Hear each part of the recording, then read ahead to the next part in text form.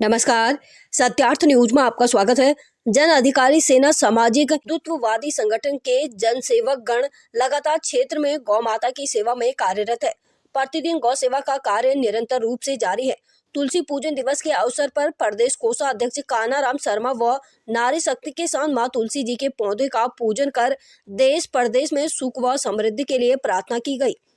जन अधिकार सेना प्रदेश कोषाध्यक्ष कानाराम शर्मा के मार्गदर्शन में नारी शक्ति के सहयोग से पूजन व श्लोक संपन्न हुआ। उसके पश्चात पौधारोपण व पौधा वितरण भी किया गया। मौके पर लक्ष्मी ओझा, ज्योति ओझा, सुनीता ओझा, सुमन गायत्री यक्षित उपस्थित रही। साथ ही साथ संगठन प्रदेश अध्यक्ष नरेंद्र भूषण, वरिष्ठ सलाहकार दया सिंह, उपाध्यक्ष बीरबल भामू वो समस्त पदाधिकारी गण ने तुलसी पूजन दिवस पर देशवासियों को शुभकामनाएं व्यक्त की। नोखा बीकानेर से संवाददाता रमाकांत की रिपोर्ट। लो चालू है